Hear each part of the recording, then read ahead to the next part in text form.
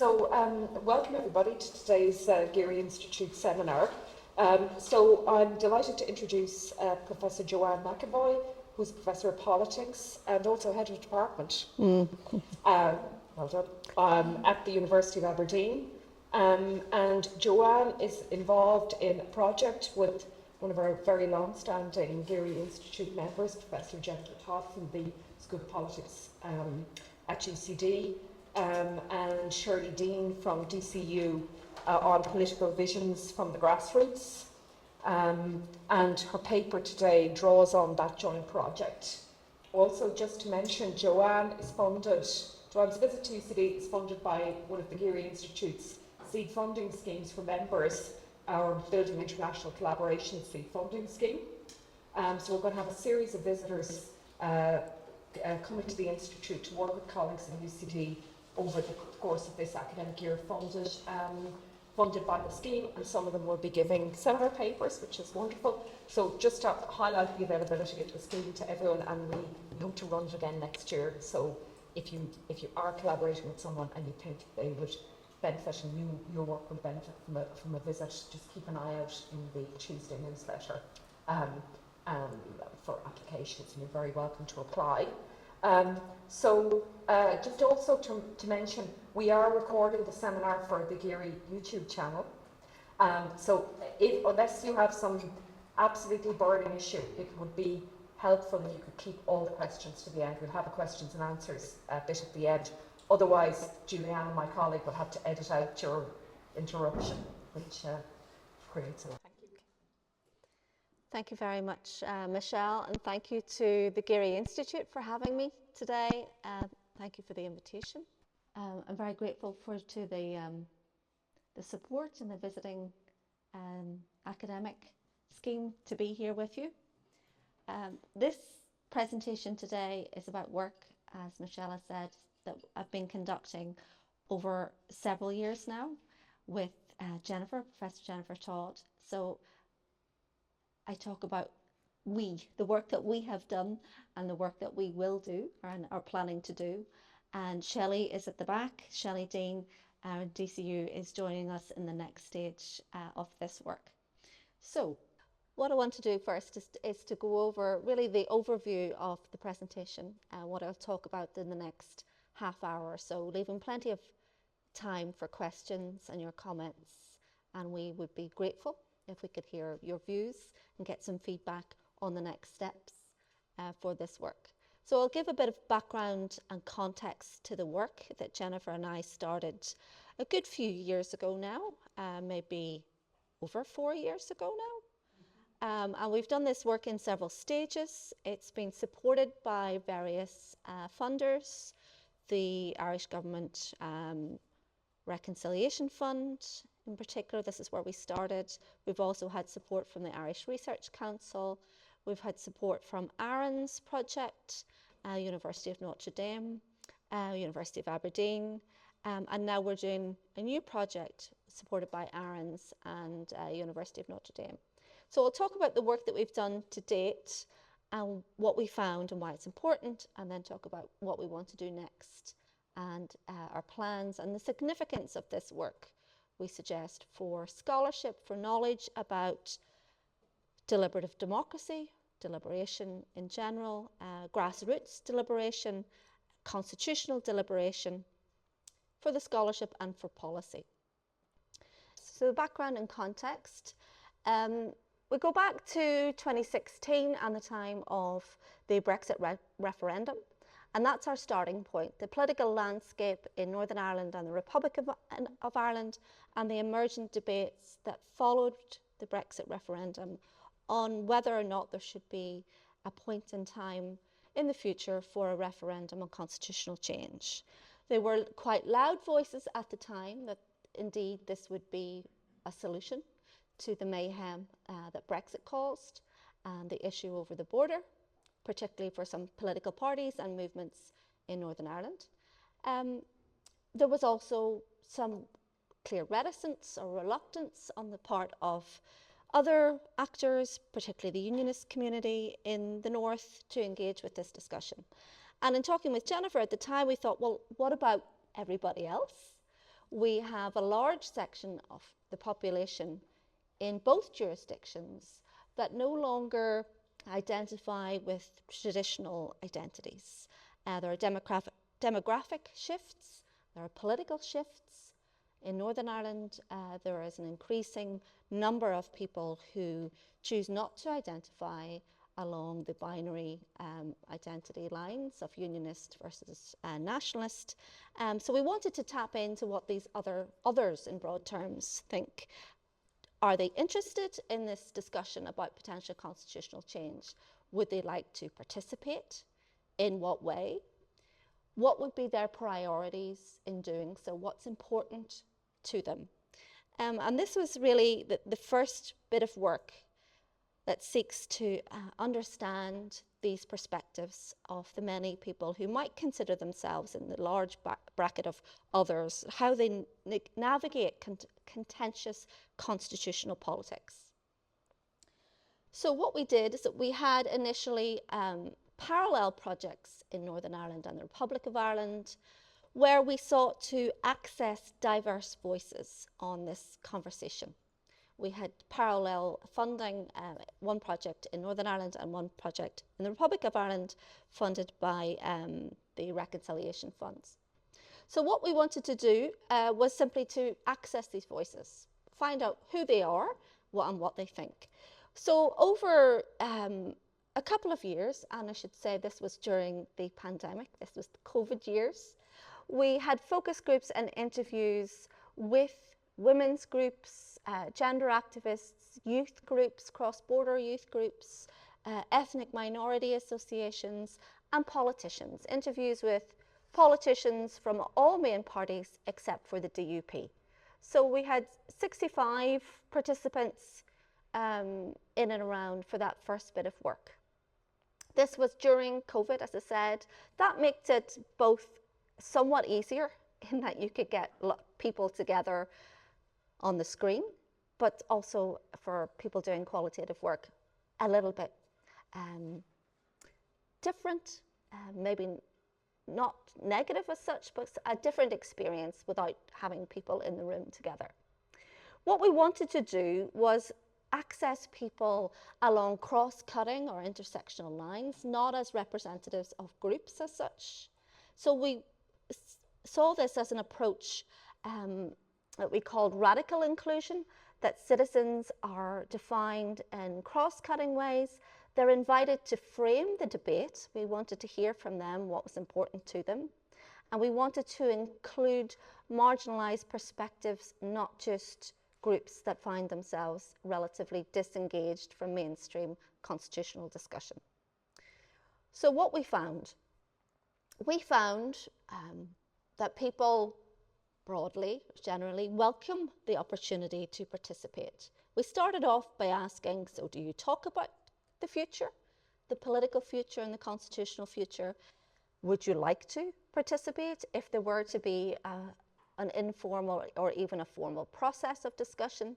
People welcomed this opportunity to participate. They were also very clear that it should be inclusive of diverse voices, that it should be an opportunity to hear from different perspectives.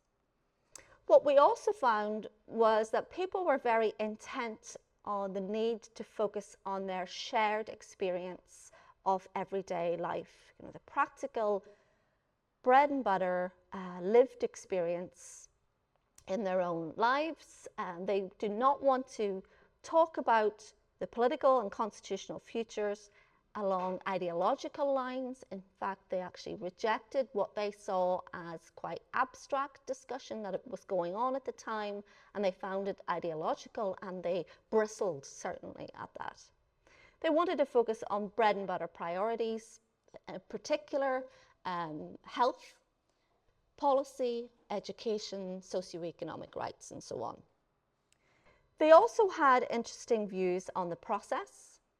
They were very clear that they wanted to talk about the constitutional future of the island as a conversation and not as a debate, a divisive debate. They even quite interestingly at times talked about a pre-conversation. so that people would want to first talk about the things that we might want to talk about down the line, but to have that open space where there could be a sharing of views on what there should be to talk about. So a pre-conversation leading into a conversation, and very much not about a debate, either a yes or no, a change or status quo type debate. They were quite clear in what they wanted to see, very local-based opportunities to have this conversation. Some of the focus groups with women's groups, they talked about knit and natter type groups coming together, very local, as to start small and then to widen it out. They emphasized the need for time. They were wary of any process that would feel rushed towards an outcome or towards a decision. They wanted time, lots of time, to understand what change might entail, what life would look like. They wanted the provision of unbiased information. A lot of the time people hark back to Brexit. The Brexit outcome was one that they felt was decided without sufficient information of what change would mean. So that was a kind of lesson for them. And they want research. They tell us that they want lots of research and lots of information.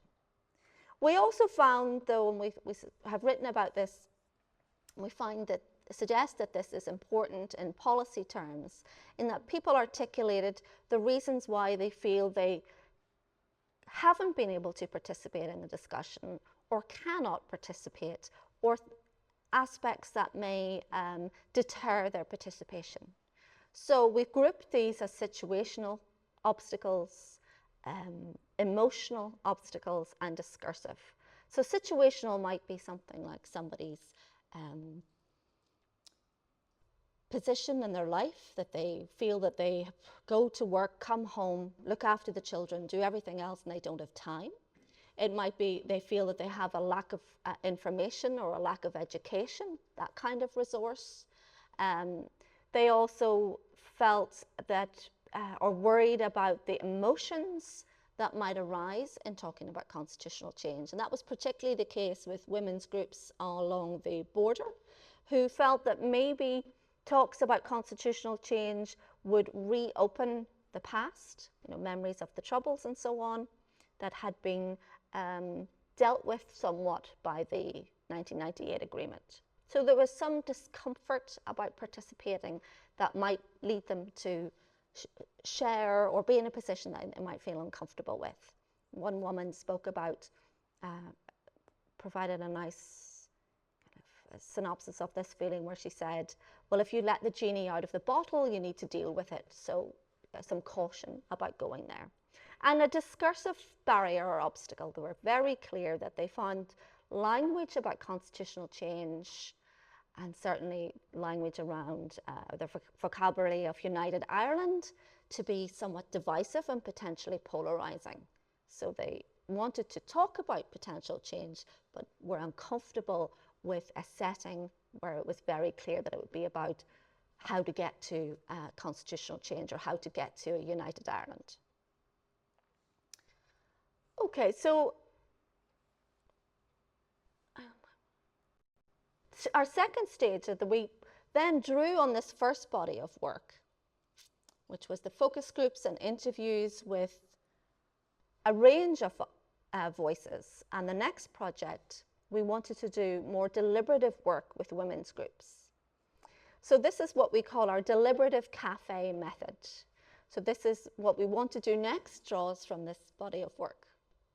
So we wanted to hone in on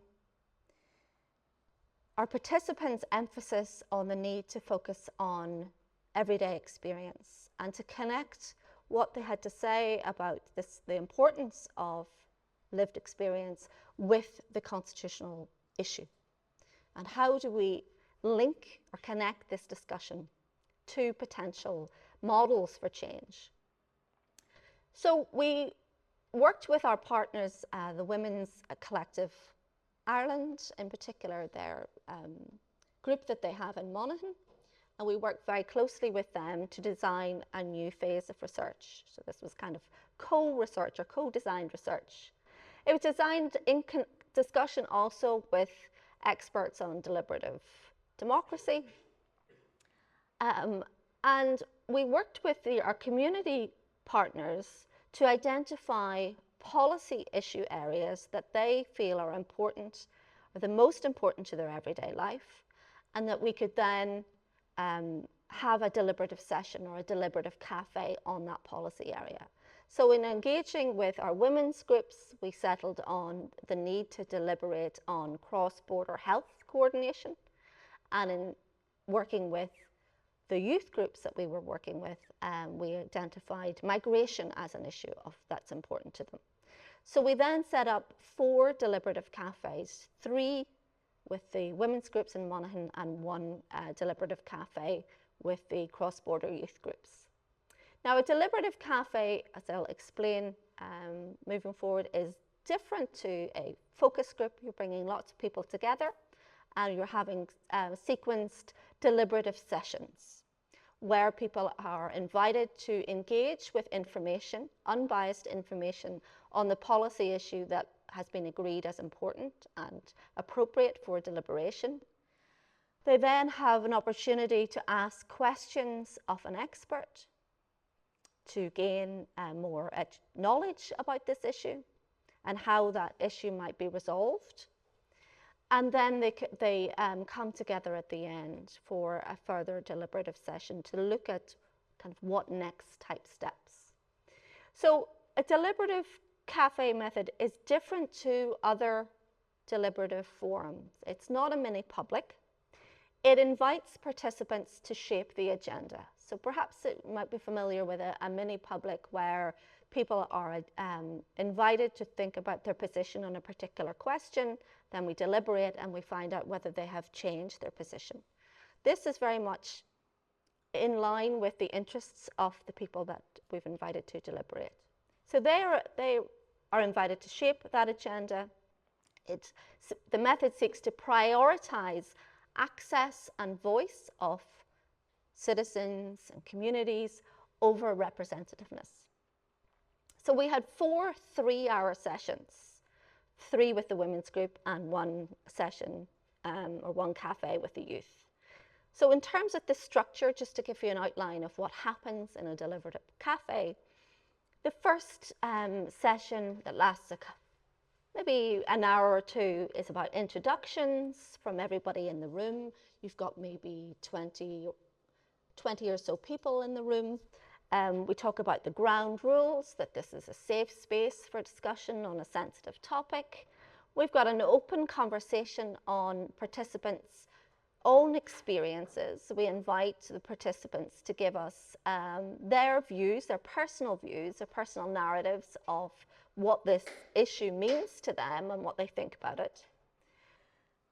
So that's usually in a plenary. And then we break up into small groups to have a discussion on how the policy that has been identified with regard to the women's groups with the health policy or cross-border health coordination, how that should be organised, how it could be organised better following their identification of the systemic problems. They also have an opportunity to engage with a policy expert on Zoom. In this case, we had Dr. Anne Nolan from Trinity College Dublin join us. She's an expert on healthcare. And finally then we come back into the plenary for a discussion of the political context and how the policy issue might be ameliorated or improved in relation to the political context. And this is probably where we want to move with our next project. So in terms of the findings from this stage of the research, we found that our participants were very comfortable and articulate in moving from their own personal narratives of what it meant for them, how this policy looked for them and how they experienced it, to identifying and defining systemic problems, policy problems in relation to cross-border health coordination. They talked about the lack of joined up bureaucracy between the two jurisdictions. They talked about poor communication that impeded service delivery. So, you know, there was a move or a shift from personal narratives, personal experiences, to defining those problems. In relation to the policy problems, they provided a desire, or they demonstrated a desire to find a functioning model. There was, in discussion, they were very clear that they were willing to participate in discussion about how things could work better, but they were continually blocked by their skepticism that this would in fact take place, given their view of politicians and lack of political will on the ground. They could see things could be better, perhaps the policy coordination could be better in certain ways, but this won't happen unless there is political will, and they were skeptical and critical of the parties. So there was frustration about the two healthcare systems in the north and in the south, but they also felt that they couldn't be better coordinated until each was fixed on their own terms. Now, it was also extremely interesting to us, and we grappled with this in our data analysis and our writing on the project, is that the discussions repeatedly touched on politics, but not about political or constitutional change. So it was the case that the women talking about healthcare identified the need for better coordination, but didn't go so far as to say, well, if there were to be constitutional change, then the policy issues would be addressed. What we did find, though, there was a clear need for, or a desire for their own lived experience to be taken into account in any solution about the policy problem. We also suggest something about our method, that our method is very helpful in allowing participants to move beyond their experience to define the policy problem. We talk about scaling up or scaling out. They were able to scale up to the regional level, but that's where they stopped, that they didn't go so far as to connect the disjunctures to the constitutional discussion. So this is now what we want to do next. We are presently, myself, Jennifer and Shelley, working with a number of local councils and community groups in the north and the south to create a replicable cross-border template of local grassroots deliberation. So what we've done, and we think that this can be expanded and tweaked somewhat in a way that shows the benefits of engaging and deliberating on a policy problem. What we want to do, having learned some lessons from the previous project, is that we need to better connect these discussions into channels of policy, into accountability and channels of communication. Hence our efforts to engage with the local councils, to work with local councils.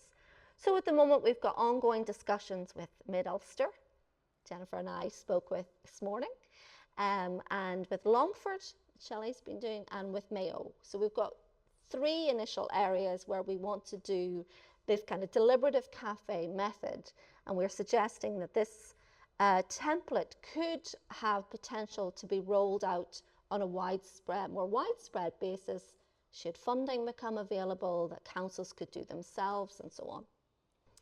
So the idea here is, again, to do a deliberative cafe with 3 sessions. This time our participants would be cross-community and cross-border. So, for example, we hold a deliberative cafe in Mid-Ulster. We invite participants from Longford and Mayo to come and join our participants in Mid-Ulster for a weekend of deliberation. So that's where we are at the moment, trying to work through the logistics of that idea. Should say as well that we're engaging with women's groups again, and what we also want to do, and I haven't got a bullet point here, is to first have consultation events. So at local libraries or in women's group venues, where people can come and tell us what they deem the most important issue is for them in their own locality, whether it's poverty or whether it's migration or whatever. So in the first session, again, information would be provided on the policy issue that we have agreed with the partners to be important for the participants. We'd invite people to share their experience and to define the problem, the policy problem to be resolved. Different to what we've done before, this time we want to invite politicians, local councillors or other politicians to the session to have an interactive session in our deliberative forum on how the policy problem could be ameliorated, how it could be improved. And what we want to do here is embed then a sense of accountability into the process that really frustrated our participants in the previous research, that they felt, well, we're sharing this information for you and we're sharing our views, but so what? No one is listening, or we fear that it will go into a filing cabinet and be forgotten. We won't see any change. So this time we're working with the councils to have that input from the politicians to be involved. And then what we want to do is to better connect, or more perhaps explicitly connect, find ways to connect the policy problem and the question of whether constitutional change would make a difference. So we would present various constitutional models along the lines of the status quo, or some revision around a United Ireland that might be integrated or include a devolved Northern Ireland. We would play around with constitutional models to have some deliberation on whether those models could potentially help improve that policy problem that is deemed important for the participants. So I would suggest that what we want to do has significance for both knowledge and for policy. The work speaks to debates in the literature on the norms and practice of inclusion, inclusive participatory constitutional deliberation. How do we best do inclusion in such processes? Who do we include? And how structure the process? We're suggesting this is a point in the discussion that is fairly upstream early on, and it's important to have people engaging in that process for a process that is inclusive and could enhance the legitimacy of any outcome. An additional area of debate in the literature on deliberation is the question of whether such models are appropriate for divided contexts and for sensitive stroke controversial questions. So a question for us is to continue to think about the application of these models to divided societies. Does such a model help bridge differences between people and their different perspectives? Or are there instances, or under certain conditions, could it raise tensions and disagreement? There's also a question about doing deliberation across jurisdictions, where we have found, also in previous work, there's considerable lack of knowledge among people about what life is like in the other jurisdiction. So there's a lack of knowledge north and south. Does that matter for deliberation? It may well do. And I also suggest that the work has significance for knowledge and for policy in terms of how we assess or evaluate deliberative practice. So there is a debate in the deliberative or the literature on deliberation on how do we know good quality deliberation. What does that look like? And I would suggest too the value of the local, the value of doing very locally based, small scale deliberation, how the question then arises, how can that best speak to wider discussions? Okay, I will leave it there. Thank you very much